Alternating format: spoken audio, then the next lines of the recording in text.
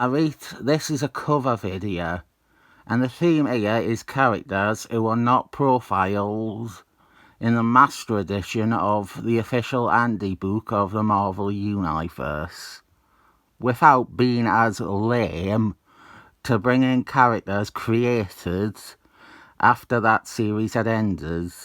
Here is a cover by your boy Zeck. It is Spider-Man, Amazing Spider-Man 294. Part 5 of Spider-Man's Last Hunt.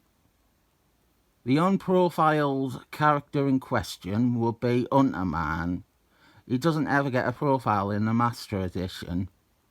One of the founding members of the Insidious Six. This is also a newsstand edition too. Nowadays I try to avoid them.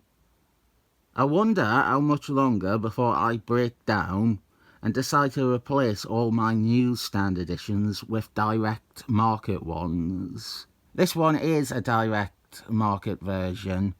Extra Factor 35, cover by Simon Waltonson, featuring Orphan Annie. Orphan Annie never got a profile in the Master Edition. I am trying to mix this up a bit and not just be the 5 most obvious characters who were not in that version of the Andy book. Like the ones I mentioned frequently, like Velcro and the Cat and Sieve. Great cover here for New Thunderbolts 10. And while I am saying sort of David Tennant, the main focus of the cover, he is the character who never gets a profile in the Master Edition. Neither does our Swordman on this cover, who was one of the Ferris twins back then. They did do art for a profile for him, but it never got to print. And Joss Sticks and Captain Marbles, the real ones, Genevieve, they hadn't debuted yet. Well, Genevieve is right on the cusp. He was introduced in 1993, but the Master Editions didn't get around to any of the 1993 annual debuts. Issue 160 of Captain America. Something you might have noticed is that 3 out of these 5 characters were dead at the time of the Master Edition, but that was hardly a deterrent to stop them from putting them in. We have a cover featuring the fiery fury of Solar Man, a character that came to Steve Gerbil during an LSD trip. Let that be a warning not to use hard drugs. If you come up with a character when you're on a trip, they might not make it into the Master Edition of the Andy books 20 years later. Ringus provides art for our final cover spotlighted here, which is Sensationalist Spider-Man 9, featuring Nazi B-Man. That's also what he would say when he loses to Spider-Man. 9. There's something disappointing to say that a character as batshit as Nazi B-Man was left out of the Master Editions. This is a Nazi scientist that is a skeleton animated by an army of bees. If I was in charge, I would profile him in the first issue. The first issue would be all the hot women, and then the Nazi B-Man because he's so wild. Yeah, that'll do. I didn't even mention that Darth Knight, the subscriber, new Ringus. Beep, beep, important update in the saga of Thin Lizzy. My dad has discovered another of life's twists.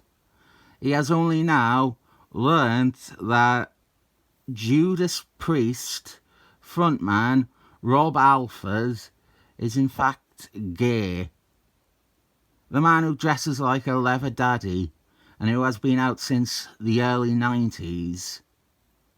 I asked my dad how he couldn't have realised that a man that dresses like this is gay.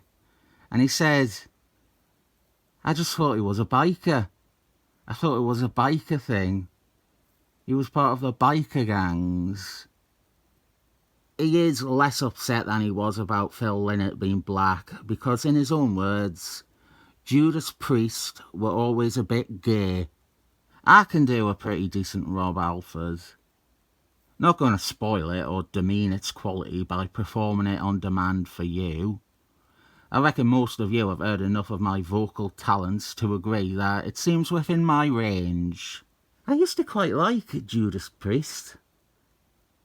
Not enough to ever listen to a full album, but I think I had their greatest hits. Metalworks it was called. How many Judas Priest songs can I name? There's Electric Eye, that's like the best one. The Alien, that's the intro to it. Painkiller. Victim of Change. Or Victim of Changes. You've Got Another Thing Coming. Breaking the Law, which was the theme tune to The Awful Cop Show my sketch troupe made at college. Beyond the Realm of Death. One of the first songs I learned on guitar, that. Cathedral Spires. That is from one of the albums they did without Rob Alford. One of the ones they did with Tim Owens, the Ripper. That was his nickname. And it is also a Judas Priest song. Exciter. They had a few that ended in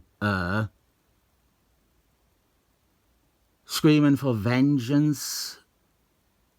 Diamonds and Rust. Or Diamonds in Rust. The Green Man Lishy with the two-pronged crown. Well, it's a cover, that shouldn't count. Turbo Lover, I think that was one. Living After Midnight. Sinner, I think Sinner is one. Dissident Aggressor. Take on the World. Better by You, Better by Me. Jugulator. I think that's another Tim Owens one. Oh, Hell Bent for Leather. Shouldn't have taken me that long to remember that one. Deceiver. Is that one? Deceiver? No. It is Dreamer Deceiver, isn't it? Sin After Sin. They've got one called Turbo Lover, but there is maybe one called Turbo as well. They did a version of Johnny B. Good.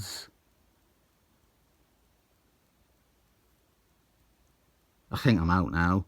You should see me with bands I actually like. I need a shit anyway. I'll give this 7 thumbs up for Exciter.